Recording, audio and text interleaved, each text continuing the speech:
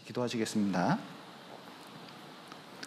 사랑과 은혜가 풍성하신 하나님 아버지, 죄 가운데 있었던 저희를 주님의 피로 구원하시고 또 몸된 교회 가운데서 교제할 수 있도록 도와주신 감사드립니다. 이 마지막 때에 우리가 더욱 정신을 차리고 복음을 전할 수 있도록 도와주시고, 또 코로나로 인해서 여러 어려움이 있지만 오히려 이것이 복음을 전하는 데 도움이 될 수 있도록 도와주시옵소서. 우리에게 열정을 불어넣어 주시고 또 하나님께 더 나아갈 수 있는 기회가 될 수 있도록 도와주시옵소서. 다음 주간 있는 학예 수양회 있습니다. 함께 해주시고 많은 분들이 참여하고 또 복음이 전해질 수 있도록 도와주시옵소서. 오늘 교제의 시종 주님께 맡기며 예수님 이름으로 기도드렸습니다. 아멘. 조모임 때는 로마서를 배웁니다. 로마서 2장 1절부터 12절까지 천천히 제가 읽어드리겠습니다. 로마서 2장 1절부터 제가 읽겠습니다. 그러므로 남을 판단하는 사람아, 물론 누구든지 내가 핑계치 못할 것은 남을 판단하는 것으로 내가 너를 정죄함이니 판단하는 내가 같은 일을 행함이니라. 이런 일을 행하는 자에게 하나님의 판단이 진리대로 되는 줄 우리가 아노라. 이런 일을 행하는 자를 판단하고도 같은 일을 행하는 사람아, 내가 하나님의 판단을 피할 줄로 생각하느냐? 혹 내가 하나님의 인자하심이 너를 인도하여 회개케 하심을 알지 못하여 그의 인자하심과 용납하심과 길이 참으심의 풍성함을 멸시하느뇨?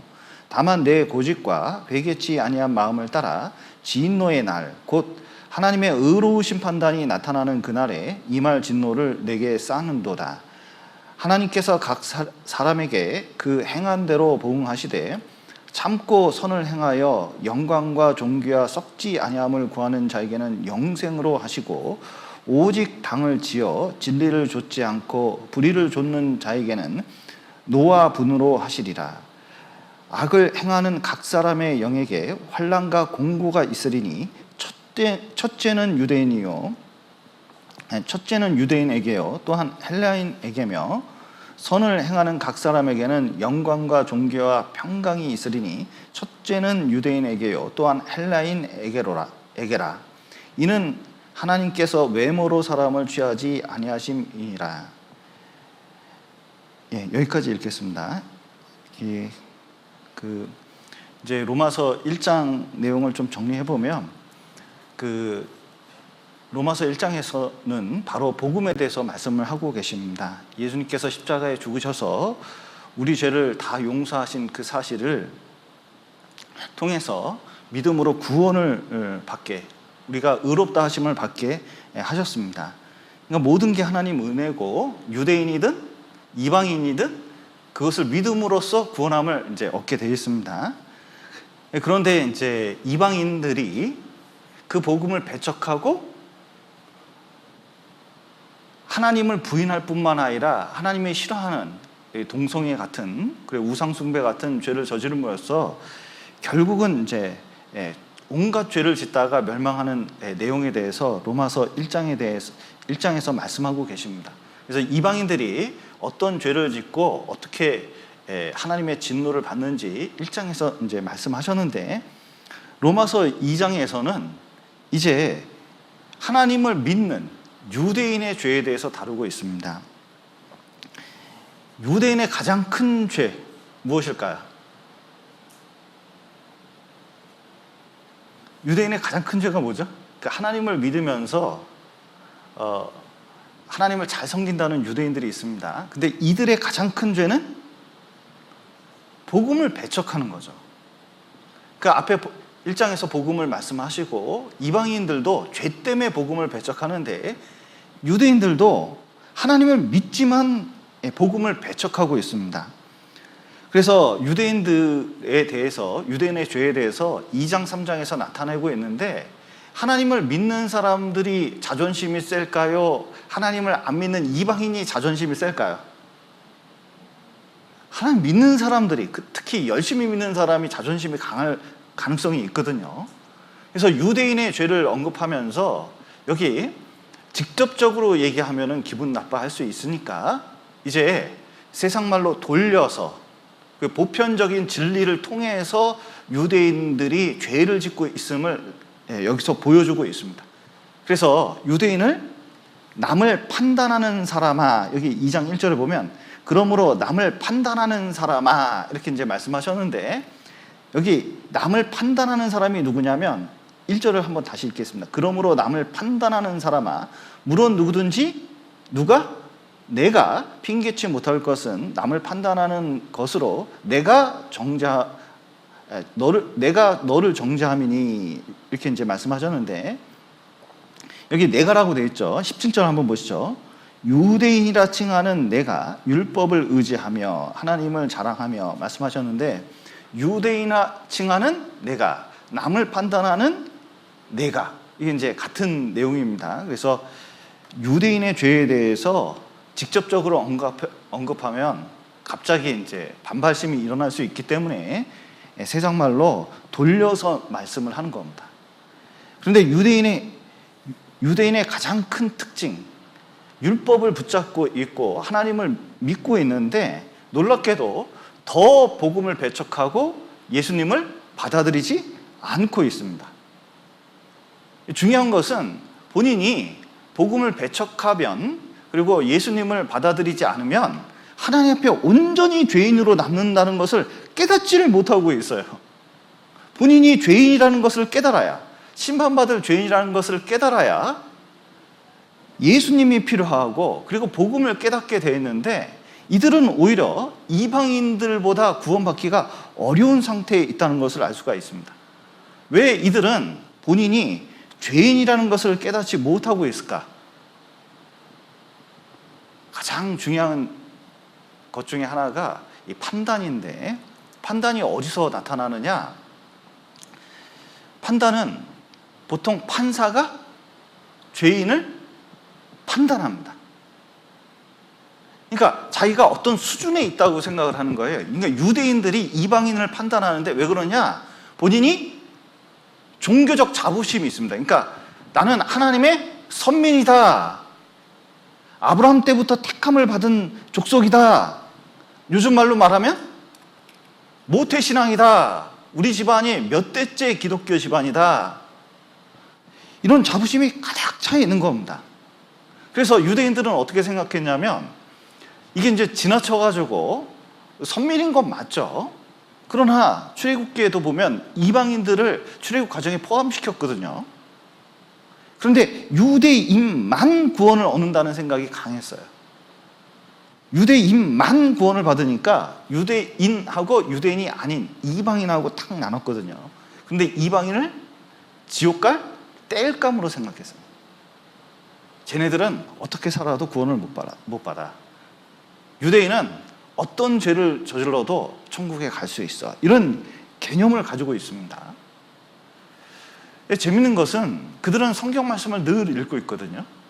그래도 자기들에게 심판과 죄에 관한 말씀이 유대인에게 해당된 말씀이 구약 성경에 얼마나 많은지 모릅니다. 그런데 그것을 자신에게 적용시킵니까? 적용 안 시킵니까? 적용을 안 시켜요. 누구한테 적용시킵니까? 이 죄 짓는 이방인들. 그리고 좋은 말씀, 복 받는 말씀은 누구한테 적용시켜요? 자기한테 적용시켜요. 지금도 많은 교회 다니는 사람들이 복 받는 건 자기 말씀, 죄 짓고 심판받는 건 누구 말씀? 이방인 말씀. 이렇게 이제 오해를 하니까 진짜 성경 말씀 중에 가장 중요한 게 죄에 관한 말씀이거든요. 자녀한테 학교를 갑니다. 그러면 이 어린애가 학교 가는데 부모가 가장 많이 하는 말은 뭐죠? 차 조심해라. 이 차 안 조심하면 내가 큰일 난 것도 봤어요. 진짜 교통사고로 큰일 난 것도 봤습니다. 그러니까 그게 얼마나 심각한 문제인지 알면 그것을 반복해서 얘기할 수밖에 없어요. 경험이 있으면 더 강조할 수밖에 없습니다. 공부하는 게 중요한 게 아니라 사고 나면 큰일 나요. 그러면 아이는 그런 말들을 잘 알아듣고 조심할 필요가 있는 거거든요.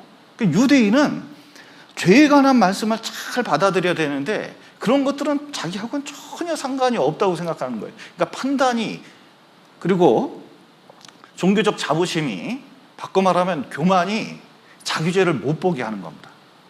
그러니까 죄인의 가장 큰 특징 중에 하나, 그러니까 교만한 사람의 가장 큰 특징 중에 하나는 뭐냐면 다른 건 다 잘 봐요. 뭘 못 봐요? 자기 자신의 상태를 못 보는 경우가 많이 있습니다. 그래서 이들의 가장 큰 특징이 이제 자기들은 이제 어차피 천국 가는데 그것을 확인하고 싶은 마음이 있잖아요. 그러니까 천국 가는 확인, 증표가 뭐냐? 믿음이 아니라 알레 받는 거예요. 그러니까 형식이 발달해요. 그러니까 예배 의식을 발달시키면 발달시킬수록 종교심은 엄청 강해지고 자부심도 엄청 강해지고, 그리고 자기가 천국 갈 사람으로 점점 하면 할수록 믿게 돼 있는 거예요. 그러고는 자기가 하나님 심판에서 면제됐다고 생각하면, 자 보셔요, 이상하게 도덕적으로 타락하는 특성이 생깁니다. 그러니까 죄를 져요. 나중에 보면 이방인도 안 짓는 죄를 유대인이 짓는 경우도 너무 많아요. 그래서 특히 천국 갈 거라고 확신을 유대인들이 막연하게 종교심으로 딱 갖고 있으면, 어차피 천국 가는 사람, 뭘 해도 천국 가는 사람은 뭐에 집착을 하냐면 천국의 소망을 두는 게 아닙니다. 현실 문제에 집착을 하는 경우가 많아요. 그러니까 현실의 돈 문제, 그리고 정치적인 문제, 이런 거 이슈가 많이 있어요. 유대인 사이에서 많이 있었습니다. 그리고 나라 독립하는 문제, 거기에 온갖 죄가 다 들어 있었던 거예요. 그래서 이 교회 다니는 사람들이 정말 깨달아야 되는 것 중에 하나가, 여러분, 구원을 받으려면 뭘 깨달아야 돼요? 죄를 깨달아야 되는데, 지옥 갈 죄인이라고 심각하게 생각해 보지 않았다면, 교회 다니더라도 진짜 내가 지옥 갈 죄인이라는 것을 정확하게 깨닫지 않으면 구원을 말해도 구원이 아니에요. 지옥 갈 죄인이 아니라면 십자가가 왜 필요하겠습니까? 자기 노력으로 되는데. 그렇기 때문에 자기 노력으로 뭔가 될 거라고 생각하는 사람은 자기 공로를 주로 입으로 얘기하지, 예수님 십자가가 자기에게 얼마나 필요한지 얘기하는 사람은 의외로 드물어요. 그래서 천국 가셔요 그러면은 뭐라고 얘기해요? 제가 장로입니다. 우리 집안이 3대째 기독교지만 모태 신앙입니다. 내가 지금도 교회 다니고 있습니다. 이런 류의 얘기를 할 수밖에 없어요. 왜냐하면 마음속에 정확하게 십자가가 박혀있지 않기 때문에 그런 거거든요. 그래서 사도 바울도 여기 이제 이방인의 죄, 특히 유대인의 죄를 아주 길게 말씀을 하는 것은 그들을 정죄하기 위해서 그런 게 아닙니다. 우리가 전도 집회 때 죄를 언급하는 것도 많은 사람을 정죄하기 위해서 그런 게 아니에요.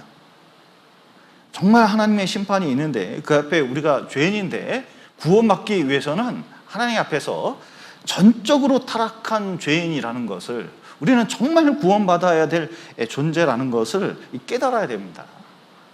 그런데 정말 이제 신앙생활 하면서 무서운 게 이 판단. 여기 이제 1절 다시 한번 읽어보면, 그러므로 남을 판단하는 사람아, 물론 누구든지 내가 핑계치 못할 것은 남을 판단하는 것으로 내가 너를 정죄함이니 판단은 내가 같은 일을 행함이니라. 여기 보시면 판단을 계속하면, 자 이제 판단할 때 판단 자체가 나쁜 건 아닙니다. 여러분, 하나님 말씀으로 판단하는 거 좋은 겁니까? 나쁜 겁니까? 판단하는 거 좋은 거거든요. 그러니까 분별을 하고 판단을 하는 것은 꼭 필요한 거예요. 그런데 남을 판단한다, 여기서 이제 말씀하실 때 무슨 말을 하고 있는 거죠? 무슨 기준으로 판단할까요? 유대인의 기준으로. 이방인이냐, 율법이 있느냐, 율법이 없느냐.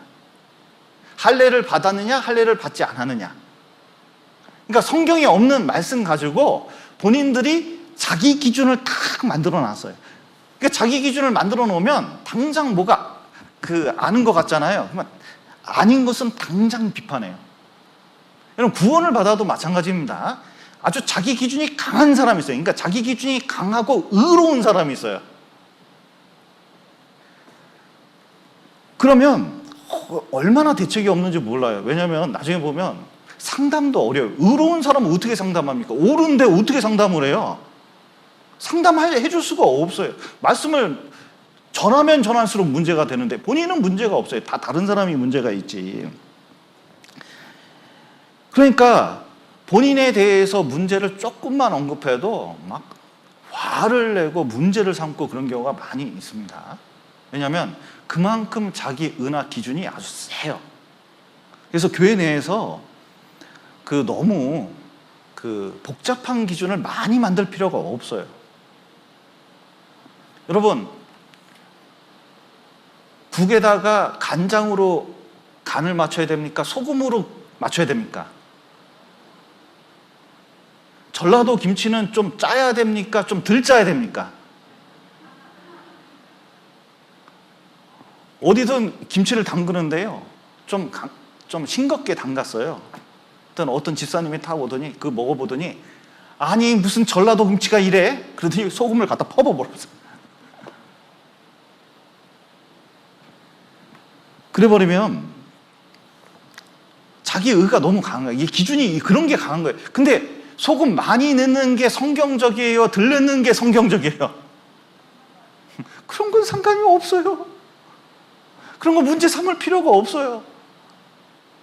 근데 본인이 딱 문제가 되면요, 어쩔 줄을 모르는 거예요. 이게 판단이라는 게 그만큼 무섭다니까. 그러니까 본인이 뭐가 문제인지를 잘 몰라요. 그래서 비판하지 말라고 예수님께서도 말씀하셨잖아요. 그런데 비판하지 말라고 할 때 가장 큰 문제가, 이 비판을 다른 말로 비판을 다른 글자로, 두 글자로 바꾸면 뭔지 아세요? 판단을 두 글자로 바꾸면 뭔지 아세요?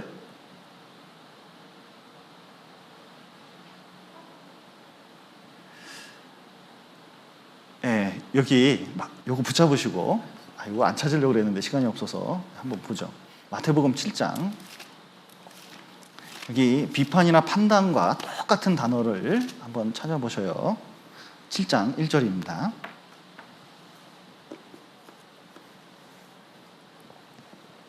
7장 1절부터 제가 읽겠습니다.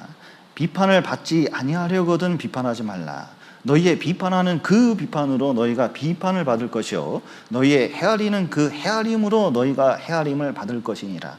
어찌 형제의 눈 속에 있는 티는 보고 내 눈 속에 있는 들보는 깨닫지 못하느냐. 보라, 내 눈 속에 들보가 있는데 어찌하여 형제에게 말하기를 나로 내 눈 속에 있는 티를 빼게 하라 하겠느냐. 외식하는 자여, 먼저 내 눈 속에서 들보를 빼어라. 그 후에야 밝히 보고 형제의 눈 속에서 티를 빼리라. 자, 보셔요. 비판, 판단을 두 글자로 하면 뭐예요? 두 글자로 하면 들보입니다. 들보. 그러니까 판단하는 기준이 워낙 들보처럼 박혀 있어가지고 자기 안에 엄청난 문제 덩어리가 있는 것을 본인도 몰라요. 그러니까 남을 볼 때는 어떻게 하냐면 전봇대 같은 그 들보에다가 구멍을 확 뚫어요, 가운데. 그리고 이러고 봐요, 이러고. 그러니까 남의 티는 잘 보입니까? 안 보입니까? 잘 보여요. 이렇게 보면 진짜 잘 보여요. 진짜 잘 보여요. 그러니까 그걸 자꾸 문제 삼는데 자기한테 더 엄청난 문제가 있다는 걸 깨닫지 못하는 경우가 많이 있어요. 그래서 남을 판단하는 사람들의 가장 큰 특징은 자기 죄에 대해서, 자기 이 문제에 대해서 사실은 둔감하고 잘 보지 못하고 있습니다. 그래서 본인 스스로가 교만하다는 걸 잘 몰라요. 여러분, 이 세상이 말세입니다. 진짜 바이든 대통령이 아프가니스탄 이제 국익에 부합하지 않는 데는 개입하지 않겠다 이렇게 얘기를 했거든요. 바로 마지막 징조 중에 하나입니다. 뭐죠? 옛날에는 미국이 세계 경찰 노릇을 했는데 자기가 빠지는 거예요. 그럼 민족 분쟁이 많이 일어날 수밖에 없어요. 손 안 대겠다는 거잖아요. 그러니까 한 말씀 한 말씀이 이 코로나 때 동시다발적으로 이게 맞아 들어가는 것을 저는 지금 최근에 뼈저리게 느끼게 돼요. 그런데 그런 거 보면서도 말세인데 이런 사람이 있을까요? 다른 사람 보면서 죄악상을 보면서도 말세야 말세야 뭐 이렇게 얘기할 수 있는데 자기 자신을 보면서 아이고 말세다, 아이고 말세, 이게 진짜 말세다, 이런 사람이 있을까요 없을까요? 나 진짜 드물 거의 본 적이 없어요. 근데 예수님은 구원받은 사람에겐 뭐가 말세라고 해요? 인자가 올 때 믿음 없는 게 말세예요. 구원받은 사람이 전도할 마음이 없으면 그게 말세죠. 언제 말세예요? 그러니까 전도가 안 되면 그게 말세예요. 이 코로나 때 전도할 생각도 못하고, 그리고 전도할 그 수단도 방법도 강구하지 않는다면, 전도할 사람 없으면 이 세상 유지해서 뭐예요? 그냥 데려가면 끝이지. 그게 말세예요. 가장 큰 말세의 징조는 어디서 나타나냐? 세상에서 나타나는 것보다도 구원받은 사람 안에서 나타나는 거거든요.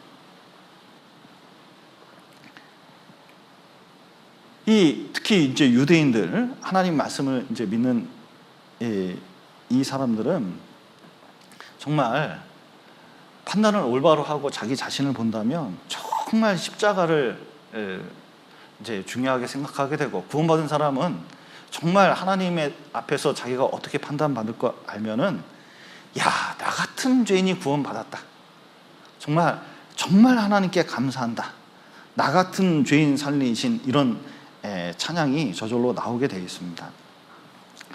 특별히 다른 교회 다니는 분들 전도하기가 굉장히 어려운데, 여기서 이제 남을 판단하는 사람들이 죄를 깨닫게 하기 위해서 몇 가지 바울의 조언들이 있습니다. 1절 한번 보시죠. 그러므로 남을 판단하는 사람아, 물론 누구든지 내가 핑계치 못할 것은 남을 판단하는 것으로 내가 너를 정죄함이니 판단하는 내가 같은 일을 행함이라. 내가 같은 일을 행함이라. 같은 죄인인 것을 깨달아야 된다는 거예요. 많은 사람들이 교수가 학생보다는, 대통령이 국민보다는 도덕적 수준이 높다고, 보통 의롭다고 생각하는 경향이 많이 있습니다. 판사가 죄인보다는 의로워야 그 일을 하지 않겠습니까? 그런데 교회 다니는 사람들은 대부분 세상 사람보다는 의롭게 산 건 맞을 거예요. 그래도 나름 세상 죄인보다는 열심히 산 거고, 어떤 사람은 이제 구원받은 교회에 와서, 우리 교회에 와가지고 도대체 구원받은 사람이 왜 저러냐고 이렇게 얘기하는 분이 있거든요. 그러나 그분이 세상에 있으면 더 심했다는 걸 알아야 돼요. 그 정도까지 변한 것도 기적이라고 생각을 할 필요가 있습니다. 하나님의 능력은 진짜 놀라워요. 점점 변하고 있어요. 그러나 문제가 없다는 것은 아니죠. 그러나 그런 것들을 보면서 나는 저렇게 살지 않았다, 나는 토색불이 간음을 하지 않았고 저 세리처럼 살지도 않았다, 이런 태도를 갖는 경우가 많이 있습니다. 그리고 자기가 만약에 천국 갈 사람이 있다면, 내가 천국 간 거면 누가 천국 가냐. 제가 옛날에 광주에 있을 때 동네 염을 하시는 분하고 상담을 했거든요. 염 아시나요? 그러니까 누가 돌아가시면 장례식장에서 요즘은 다 해주는데, 본인이 누가 돌아가시면 집에서 돌아가시잖아요. 바로 가서 쫙 그냥 염을 합니다. 그러면요, 부모님이 돌아가셔도 자기가 하는 말이 자식들도 손을 못 댄대요. 그런데 자기한테 딱 연락을 주면 염을 쫙 해가지고 막 해서 이렇게 하는, 자기가 자식보다 낫다는 거죠. 그래서 자기가 선한 일을 많이 했기 때문에 만약에 천국에 간다면 본인이 간다는 거예요. 근데 그분 붙잡고 한참 십계명도 얘기하고 하나님의 기준도 얘기했는데, 본인은 하도 의로하고 선하다고 생각하기 때문에 그런 거 필요 없다는 거예요. 그러니까 사회봉사 많이 하고 굉장히 의로운 분들이 이 세상에 만나보면 많이 있습니다. 그러면 그것에 심취해 있어가지고 자기가 굉장히 선한 일을 했기 때문에 천국이 있다면 분명히 간다는 거예요. 특별히 우리나라에는 쌤쌤 법칙이라는 게 있습니다. 아셔요? 여기 나쁜 일 하나, 여기 좋은 일 10개, 그러면 어떻게 돼요? 쌤쌤 하고도 남지. 그러니까 간다는 거예요. 그런데 그렇지 않아요. 죄는 조금이라도 한 번이라도 있으면 그 심판을 받는 겁니다. 대전에 그 베테랑 형사가 하나 있었거든요. 그 대전에서 유명한 형사예요. 그런데 주식이나 이런 걸 잘못 투자해가지고 완전히 자금이 빠져버렸어요. 돈이 너무 없는 거예요. 그런데 어머니가 그 보험 설계사셨거든요. 그런데 이제 어머니하고 짜서 교통사고 보험금을 아주 많이 받는 걸로 책정을 해놓고 이제 보험을 가입을 해놓은 다음에 교통사고를 위장하기로 했어요. 어떻게 하냐면 어머니를 눕혀놓고 볼링공 하나 가져와서 이렇게 이제 위에서 이거 톡 떨어뜨려가지고 갈비뼈 하나를 톡 부러뜨려가지고 이제 그 자동차 보험금을 엄청 타려고 이제 준비를 다 계획을 세워놨어요. 근데 이제 위에서 볼링공을 들고 어머니 눕혀놓고 탁 떨어뜨렸는데 이게 안 부러지네. 한 두세 번 했는데 안 부러져요. 그러니까 이제 어머니가 얘기한 거예요. 야야, 자꾸 몇 번 하니까 아프기만 하고 안 된다. 한 번에 끝내라고. 그러니까 볼링공을 높이 들어가지고 한 번에 훅 떨어뜨렸더니 갈비뼈가 똑 부러져가지고 폐를 찔러서 즉사시켜버렸어요. 그래가지고 이거 어떻게 해요? 돌아가시니까 이게 야단났잖아요. 그래서 가방에다가 어머니 집어넣고 그것을 밖으로 빼서 막 이제 이동하는 게 CCTV에 찍혀가지고 잡혔어요.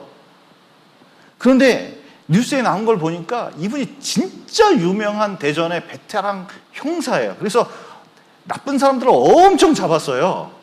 그러면 정말 범인들을 많이 잡고 또 대전시를 위해서 이렇게 열심히 일을 했으니까 이 사람은 감옥 갈까요? 감옥 안 갈까요?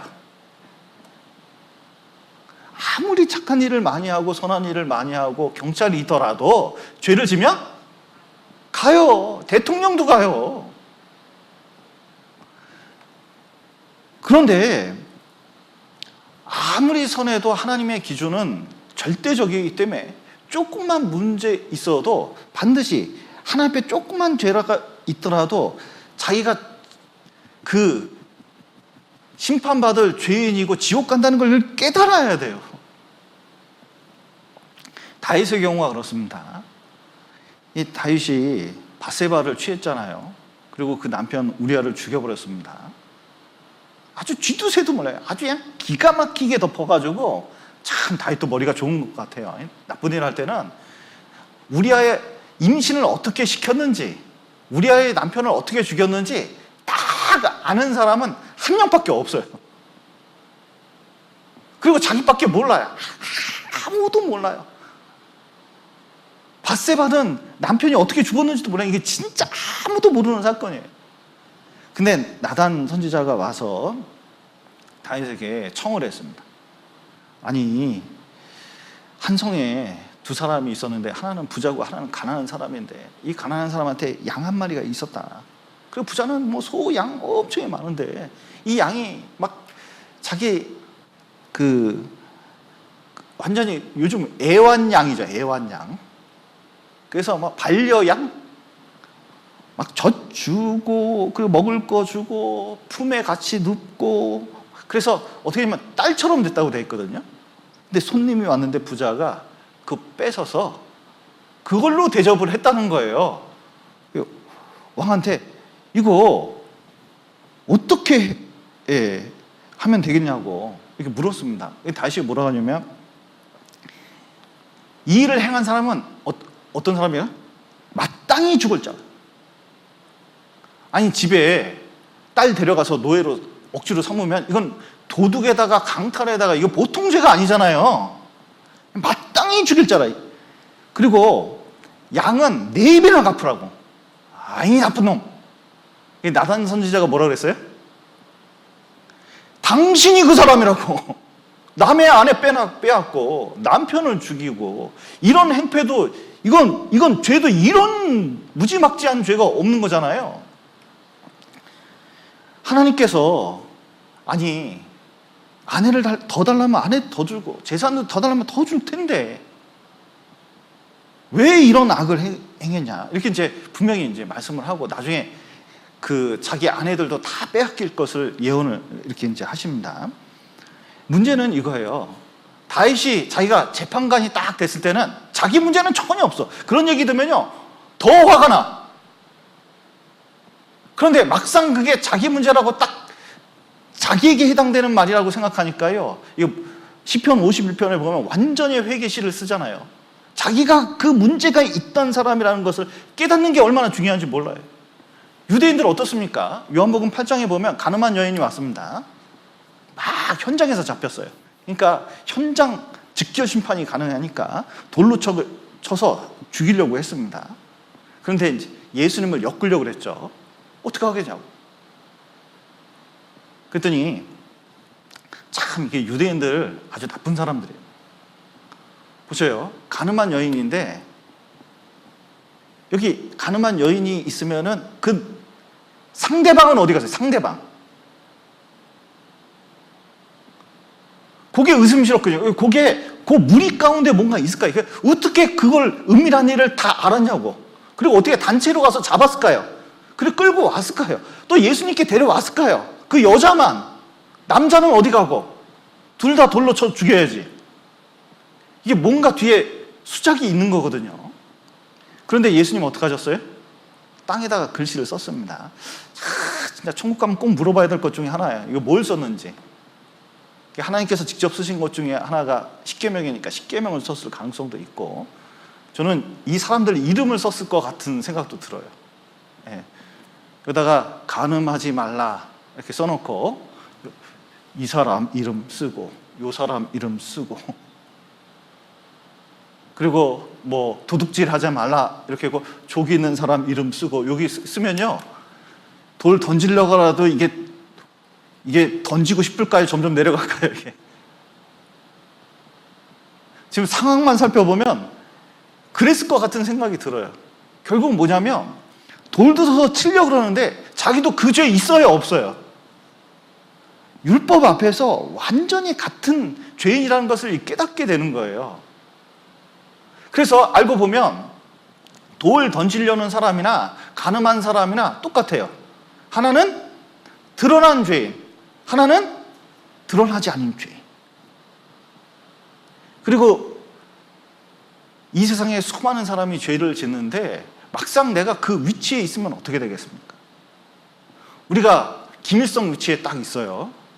김일성 어떤 조건에 딱 맞는 위치에 딱 있는데, 중국과 소련에서 그냥 군사 지원을 하고 너를 지도자로 세우고 한반도를 반 널 다 주려고 이렇게 하면요, 여러분 나 같으면 전쟁 일으킵니까? 절대로 안 합니까? 여러분이 최순실 위치에 왔어요. 박근혜 대통령하고 너무 친해도 진짜 이건 마역간 사이예요. 게다가 대통령이 내 말을 너무 잘 들어. 그러면 어떻게 한번 굴려봐가지고 돈을 조금이라도 어디서 이렇게 좀 한번 땡겨 보겠습니까? 그냥 일절 돈하고 상관없이 살겠습니까?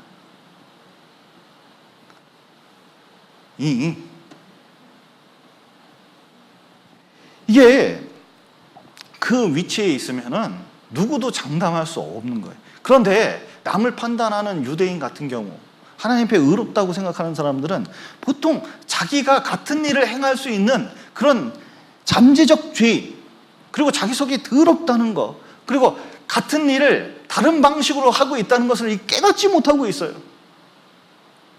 우리도 죄인인 걸 다 깨닫고 같은 죄인이라는 깨달으면요 늘 은혜 가운데 있을 수 있습니다. 주님이 나 같은 거 구원해서 이렇게 살고 있구나. 이게 굉장히 중요해요.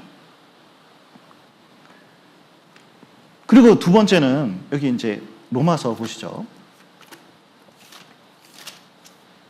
로마서 2장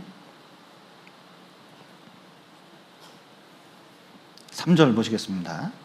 이런 일을 행하는 자를 판단하고도 같은 일을 행하는 사람아, 내가 하나님의 판단을 피할 줄로 생각하느냐. 예. 이게 자기는 법을 피할 줄로 하나님의 법을 피할 줄로 생각하는 거예요. 유대인이 그렇습니다. 근데 유대인은 피할 수 있습니까? 못 피하고 심판받고 지옥 갑니까? 구원 안 받으면 피할 길이 없어요.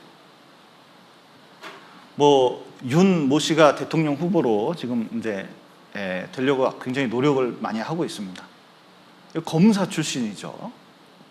그런데 장모님 아셔요? 장모님? 그 아내 한 일 들어보셨어요? 그러면요, 이게 듣다 보면 완전히 의로운 사람이니까 뭔가 있는 것 같습니까, 이게? 이게 법을 어기면 대통령도 재벌도 감옥 가는 이 시대인데 아무도 법을 피할 수가 없어요. 그러니까 하나님 법은 더 그렇습니다. 하나님은 재판관이신데 학연, 지연 이런 거 따지지 않으셔요. 이 교회 다니는 사람이 잘못 생각하는 것은 이런 겁니다. 내가 그래도 교회를 몇 년 다녔고 직분이 뭐고 헌금을 얼마나 했고 교회당을 얼마나 하셨고 그러면 하나님하고 가까운 사이예요? 먼 사이예요? 얼마나 가까운 사이예요? 그러면 하나님이 나를 모르는 척 할까요? 아는 척 할까요? 에이, 그래도 아는 척 하겠지. 우리 집이 몇 대째 지금 이러고 있는데. 그러니까 나는 하나님 앞에 이 심판을 안 받는다고 생각하는 거예요. 그리고 지금도 복을 많이 받고 있다고 생각을 하는 거예요. 그 하나님께 복 받은 사람이 지옥 갈 리가 있냐? 여러분, 하나님께서 지금 놔두고 계신 것은 이 사람이 천국 가기 때문에 그런 것이 아니라 지금 어떻게 하고 계셔요? 이거 5절 한번 보시죠. 4절 보시죠. 혹 내가 하나님의 인자하심이 너를 인도하여 회개케 하심을 알지 못하여 그의 인자하심과 용납하심과 길이 참으심의 풍성함을 멸시하느뇨. 다만 내 고집과 회개치 아니한 마음을 따라 진노의 날 곧 하나님의 의로우신 판단이 나타나는 그날에 임할 진노를 내게 쌓는도다. 예. 하나님께서는 지금 이분들이 지금 무난하게 신앙생활하면서 살아가는 것은 구원 안 받아도 그렇게 되는 것은 하나님이 즉각 심판하면 살아남을 사람이 누가 있겠습니까? 근데 하나님께서는 그 위선적인 죄를 보면서도 참으시는 것은 이들이 회개해서 구원받기를 간절히 원하시기 때문에 이들이 어떻게 해서든 구원받게 하려고 기다리고 계시는 것 뿐이에요.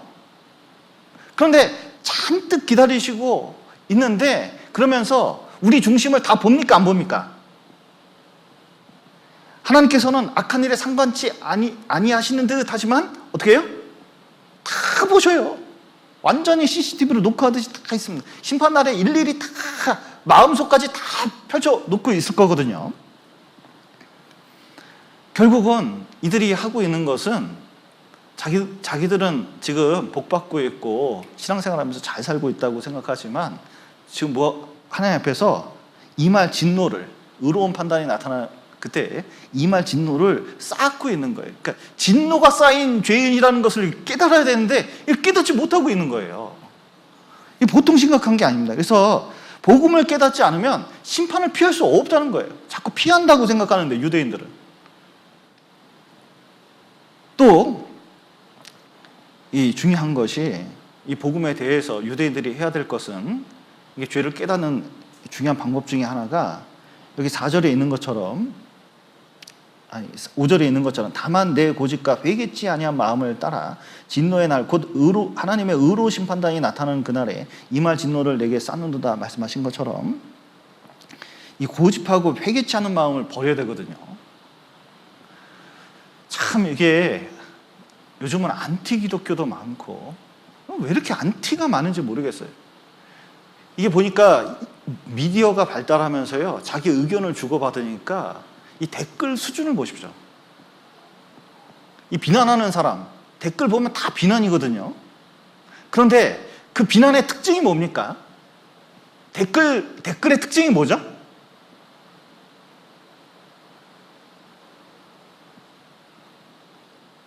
비난이 많은데 그 특징이 뭐냐면 짧다는 거예요. 그러니까 제대로 정확한 사실을 알고 판단하는 것이 아니라 자기 수준이 그렇게 높지는 않아요. 전문가 수준은 아니에요. 정밀하게 조사할 수도 없어요. 그런데 간단하게 비판함으로써 자기가 그 수준인 것처럼 말을 하는 사람들이 거기 잔뜩 모여 있어요. 구원받은 사람은요, 좀 댓글 안 달았으면 좋겠어요. 우리는 그런 거 할 필요가 없는 사람들이에요. 그런데 한번 그 사상을 딱 가잖아요. 이게 언어로 딱 만들어 놓잖아요. 아, 딱 이 고집이 이겨낼 수가 없어요. 성경 강연회 때도 많이 언급하는 우리 타블로에게 진실을 요구합니다. 타지뇨 사람들 보셔요. 세상에 증거를 보여줘도 재판정에서 타블로가 그들을 용서하겠다고 이제 돌이키면 용서하겠다고 이렇게 얘기를 해줘도 뭐 얼마나 기회가 있는 겁니까? 이게 돌이키기만 하면 이제 문제 끝나는 거예요. 근데도 어떻게 하냐면 끝까지 가요. 끝까지. 그래서 결국 감옥 판결을 딱 받잖아요. 평평이들이라고 있습니다. 지구가 평평하다고 믿는 사람들이에요. 이 다큐멘터리를 하나 봤는데 지구가 평평하다고 믿는 사람들의 다큐멘터리를 봤어요. 야, 과학적으로 지구가 둥글다는 수많은 증거를 많이 내줘도요, 이 사람들은 아예 듣지를 않아 버려요. 안 들어버려요. 그리고 뭐만 들으려고 그래요? 평평하다는 자기들의 주장만 계속 들으려고 그래요. 타지뇨도 마찬가지예요. 타블로가 스탠포드 안 나왔다는 그 얘기만 계속 들으려고 그래요. 여러분, 우리 교회 비판하는 사람이 있으면요, 그 사람들 얘기하는 거 보십시오. 우리 교회 비판하는 내용만 계속 수집을 해. 다른 사실은 조금이라도 진실된 얘기가 있거나 그것이 사실이 아닌 것을 조금이라도 언급해 보셔야 야단나요. 그건 사실이 아니다 막 하면서 막 난리를 치는 사람도 있어요. 그래서 이 사람들이 자꾸 모이면 어떻게 되냐면 회개치 않습니다. 여러분, 교회 내에 구원 안 받은 사람만 잔뜩 모여 있어요. 그리고 예배의식 잘해요. 잘 믿는다고 목사는 얘기해요. 그러면 이들은 자기가 천국 간다고 믿을까요? 지옥 간다고 믿을까요? 천국 간다고 믿는 거예요. 그리고 그냥 평생 살아가는 거예요. 자기는 한 번도 돌이킬 수가 없어요. 그리고 나중에 그게 고집을 왜 성경 들이면서 믿는 나한테 복음을 전하려고 하냐고 흥분부터 하는 경우가 얼마나 많습니까? 결국은 2장 8절처럼 돼요. 여기 보시면 오직 당을 지어 진리를 좇지 아니하고 무리를 좇는 자에게는 노와 분으로 하시리라. 오직 당을 지어 그랬는데 바리새인과 사두개인들은 당을 지었잖아요. 그래서 자기들 바리새인파, 사두개파, 자기들 교리가 있어요. 그걸 굳게 잡아요. 말씀을 굳게 잡는 게 아니라 이 죄 짓는 사람들의 큰 특징 중에 하나, 그리고 고집을 부리는 사람들의 특징 중에 하나가 끼리끼리 모이려고 그래. 끼리끼리. 그러면 자기들 하는 논리를 자꾸 이렇게 만들어. 예를 들어서 죄와벌에 어떤 청년이 유대인 전당포 주인을 죽여버리거든요. 근데 너무 수전노에다가 악랄한 사람이라 저런 사회 악은 죽여버려야 된다고 죽여버렸어요. 그때 논리가 뭔지 아세요? 나폴레옹은 얼마나 많은 사람을 죽였는데 나는 저 악한 사람, 사회 악 같은 사람 한 사람 죽인다고 무슨 잘못이 있겠는가, 그런 거예요. 여러분, 신창원이라고 유명한 도둑 아십니까? 그 사람이 나중에 잡히고 뭐라 그랬는지 아셔요? 나만 도둑질하냐? 국회 가봐라. 사실은 나보다 더 큰 도둑놈들은 국회에 다 있다. 이렇게 얘기했어요? 그러면 국회에 도둑님 많으면 자기 도둑질한 것이 죄가 법대로 하면 경감됩니까? 사람들은 이상하게 해요. 죄를 짓는 사람끼리 모였으면 괜찮은 것 같이 생각해요. 해적들도 모여서 해적질 하면요, 자기 나름대로는요 법칙이 있어요. 예쁜 여자 하나 어디서 탈취해 오면요 돌려서 같이 공유합니다. 그리고 재판도 막 해요. 그리고 자기들끼리는 막 피 흘리고 막 그러면 서로 도와요. 그리고 위계 질서가 얼마나 있는지 몰라요. 그 해적선 안에서는 평화로다, 평화. 이게 완전히 이루어지는 세계예요. 자기가 의로운 줄 알아요. 그런데 잡히면 어떻게 됩니까? 거기서 아무리 뛰어난 사람도 이거 감옥 갈 수밖에 없어요. 옛날에 소말리아 해적이 우리나라에 잡힌 적이 있거든요. 그 우리나라에서 재판받는데 우리나라 선장이 부상당했었잖아요. 근데 재판받는 걸 TV에서 봤는데 깜짝 놀랐다니까요. 해적들이 다 웃고 있어요. 아무 문제 없어요. 자기들은 죄가 없다는 거예요. 자기들은 죄가 없대요. 왜 그러냐면 시켜서 한 일이니까. 이게 당을 짓는 겁니다. 당을. 근데 이게 구원받지 않는 교회에서 모여가지고 자기 논리를 계속 강화시키면 진짜 다른 사람의 소리를 듣지를 못해요. 이하를 든 적도 있지만 이런 식입니다. 어떤 할아버지가 있는데 할머니가 아무리 봐도 귀가 먼 것 같아요. 그래서 집안 저쪽에다 세워놓고 이제 테스트를 했습니다. 할멈, 내 소리 들려? 그랬더니 아무 소리도 안 하는 거예요. 아이고, 이제 가는 기가 좀 먹었나 보다. 중간 가서 할멈, 내 소리가 들려? 그랬더니 아무 소리도 안 하는 거예요. 허허, 이거 진짜 큰일 났네. 이거 귀가 많이 먹었네. 그래 가까이 가서 할멈, 내 소리 들리냐고. 그랬더니 할머니가 할아버지 귀에다 대고 얘기했어요. 내가 들린다고 3번이나 대답했어. 그럼 누가 귀 먹은 거예요? 자기. 근데 자기가 귀 먹은 줄 몰라요. 그런데 복음을 깨닫지 못하고 하나님을 믿지만 다른 사람 판단하는 사람들의 가장 큰 특징이 자기는 문제가 없다는 고집, 회개치 않는 마음. 회개할 수가 없죠. 문제를 발견하지 못하니까.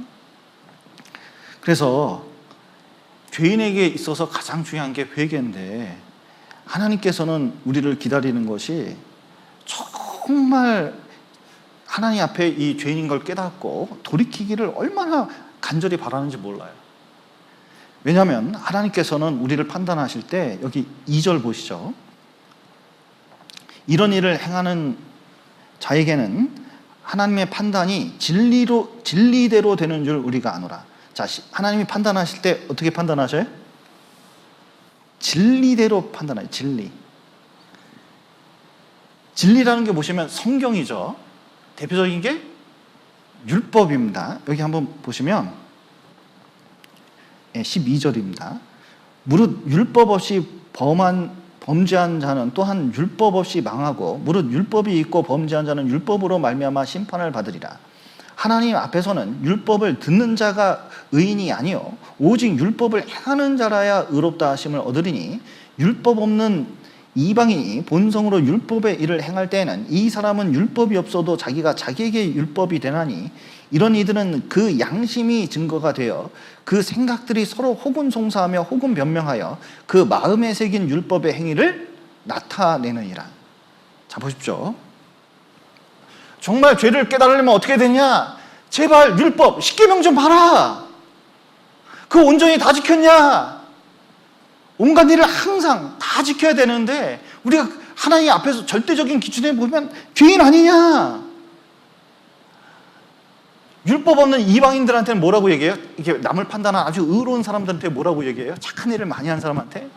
율법을 모르면 양심 좀 봐라. 양심. 네 속을 봐라. 양심의 기준을 보면 율법과 양심은 똑같은 역할을 합니다. 그 양심의 기준을 보면 양심대로 살았다 그러는데 제가 상담할 때 양심대로 산 사람들한테 뭐라고 얘기하는지 아셔요?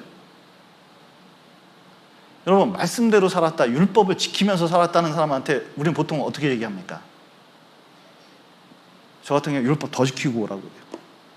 더 지키고 오라고. 진짜 완벽하게 지키고 오라고. 저 양심껏 살았다는 사람한테 어떻게 얘기하면 좋아요? 더 양심껏 살라고. 그 정도는 부족하다. 그거 완벽한 거 아니라고. 진짜 완벽하게 지키려고 해보면 이 양심과 율법으로 자기를 비춰보면 자기가 어때요? 죄인일 수밖에 없어요. 왜냐하면 율법은 행하라 그리하면 살리라 그랬는데 온갖 일을 항상 다 지켜야 되는데 어떻게 세상에 양심을 어긴 적이 한 번도 없다고요? 그럴 수는 없는 거죠. 그래서 여기 유대인이 착각하는 게 여기 13절에 있습니다. 하나님 앞에는 율법을 어떻게 하는 자? 듣는 자가 의인이 아니요 오직 율법을 행하는 자라야 의롭다 하심을 얻으리. 율법을 가지고 있다고, 율법을 배운다고 의인이라고? 그럴 수 없다는 거예요. 교회 가서 말씀을 주일마다 듣는다고 의인이 된다고? 듣기만 잘 듣고 실천만 하려고 해도 자기가 죄인인 거 알아요. 왜 몰라요? 부족한 걸 알 수밖에 없지. 근데 어디다 만족을 두고 있냐면 유대인들은 율법을 가지고 있는 거, 이게 무슨 문화인지 알아요. 그러고 있으니까 자기 죄를 깨닫지를 못하는 거예요. 그러니까 구원을 받기가 굉장히 어려운 겁니다. 그러나 반드시 16절에 보시면 곧 내 복음에 이른 바와 같이 하나님이 예수 그리스도로 말미암아 사람들의 은밀한 것을 심판하는 그날이라 그랬는데, 반드시 십계명을 통해서 양심대로 하나님 법대로 반드시 심판하는 날이 오게 되어 있습니다. 피할 수 없어요. 또 진리대로 판단하실 뿐만 아니라 6절 한번 보시면 하나님께서 각 사람에게 어떻게 심판하신다고요? 그 행한 대로 보응하십니다. 이게 행한다는 것은 이런 거예요. 좀 오해가 있을 수 있으니까 좀 다시 읽어보면 9절 한번 보시죠. 악을 행하는 각 사람의 영에게 환난과 공고가 있으리니 첫째는 유대인에게요 또한 헬라인에게며 선을 행하는 각 사람에게는 영광과 존귀와 평강이 있으리니 첫째는 유대인에게요 또한 헬라인에게라. 여기 보시면 악이 있고 선이 있는데, 여러분 선을 행한다 할 때 착한 일을 많이 하는 걸 가리키는 게 아니에요. 진정한 선이 뭐죠? 하나님의 선이 뭡니까? 복음 깨닫는 거. 악은 뭐가 악이에요? 복음을 깨닫지 못하고 구원받지 못하면 이거 망한 거예요. 근데 복음은 선을 행하는 거, 복음을 깨닫는 거, 이건 누구한테 해당하는 거냐면 유대인이든 헬라인이든 복음 깨닫기만 하면 천국 간다는 거예요. 영광과 존귀를 얻게 되어 있습니다. 가끔 이제 질문이 있어서 한번 이제 찾아보면 여기 마태복음 7장 한번 보시죠. 7장 21절. 나더러 주여 주여 하는 자마다 천국에 다 들어갈 것이 아니요 다만 하늘에 계신 아버지의 뜻대로 어떻게 해야 돼요? 행하는 자라야 들어가리라. 그러면 아버지 뜻대로 행하는 게 뭐죠? 여기 요한복음 6장 한번 보시겠습니다.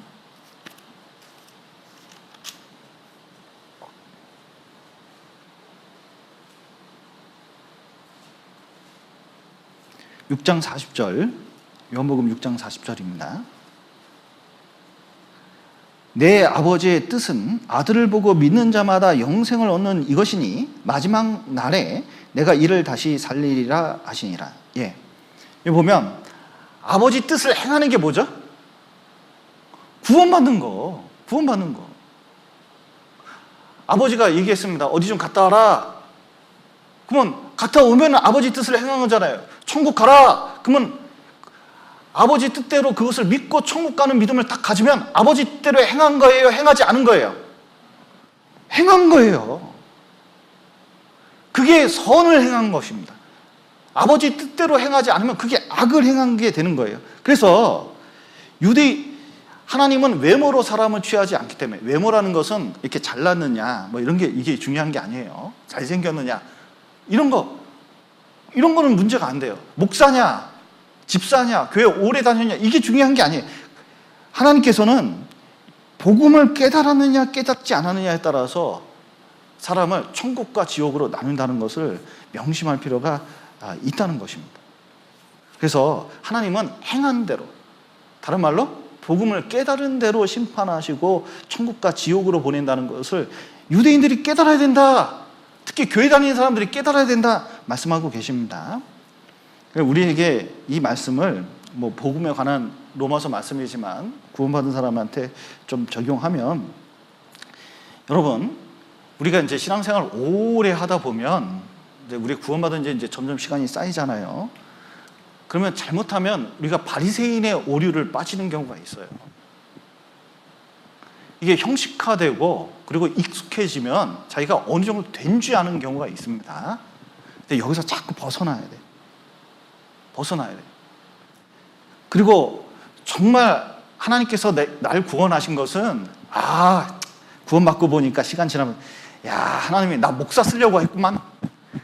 그래서 나 구원받겠구만. 나같이 필요한 사람 구원받아야지. 이렇게 생각하면 정상입니까? 비정상입니까?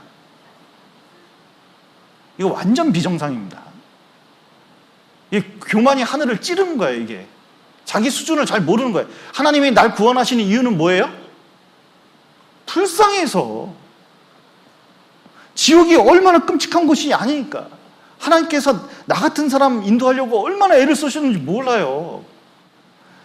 그러면 이제 살면서 자기가 어느 수준인지 알면요, 십자가만큼 귀한 게 없어요. 그리고 시간이 갈수록 내가 헌금을 얼마나 했다, 교회에서 무슨 일을 했다, 경험이 어떻게 됐다, 그런 거 중요하지 않습니다. 그러니까 구원받은 거 하나만으로도 충분하다는 걸 깨닫게 돼요. 그리고 다른 신앙 연수와 상관없이 헌금을 얼마나 했느냐, 성경을 얼마나 있느냐, 지식이 얼마나 있냐, 집이 어떻게 됐냐, 이런 거 상관없이 형제 자매 자체가 귀하게 되는 거예요. 그 얼마나 귀한지 몰라요. 그리고 어린아이더라도 여기 뛰어다니잖아요. 그러면 성가십니까? 귀해 보입니까? 귀하게 되는 거예요. 그리고 정말 이 아이들이 정말 잘 크기를 원하고, 또 여기 철 모르는 어른도 있을 수 있어요. 그러면 어떻게 판단해요? 아이고, 가진 게 없어서 못 배워서, 이렇게 생각하지 않습니다. 정말 하나님 은혜가 더 머물길 원하는 그런 간절한 마음이 있게 돼 있는 거예요. 그래서 이 복음을 정말 판단하는 마음이 있을 때마다 뭘 생각해야 되면 이 십자가 생각해야 됩니다. 나 같은 죄인 살리신 이 십자가가 있었기 때문에 내가 오늘날 있었기 때문에 이거 가지고 판단할 게 있어요, 없어요? 판단할 거 없습니다. 특히 한국 사람은 판단하는 습관이 있어서 이 구원받아도 이게 쉽게 사라지지 않는데, 왜 자기 고집이 있어요. 자기 의견 내면요 절대적으로 만들어요, 그걸. 여러분, 무슨 교회 내에서 의견이 있으면 그게 절대적입니까? 별로 절대적이지 않습니까? 이럴 수도 있고 저럴 수도 있는 거예요. 어떤 거는 굳이 그거 가지고 막 절대화시켜서 이거 아니면 안 되는 것처럼 얘기할 필요가 없어요. 좀 짜게 먹을 수도 있고 싱겁게 먹을 수도 있고 여러 방법이 있는 거예요. 그래서 판단하는 습관을 좀 버릴 필요가 있습니다. 여기 한번 보시죠. 고린도전서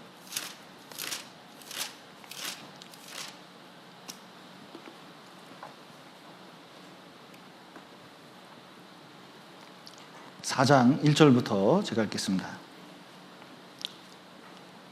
사람이 마땅히, 고린도전서 4장 1절, 사람이 마땅히 우리를 그리스도의 일꾼이요 하나님의 비밀로 맡은 자로 여길지어다. 그리고 맡은 자들에게 구할 것은 충성이니라.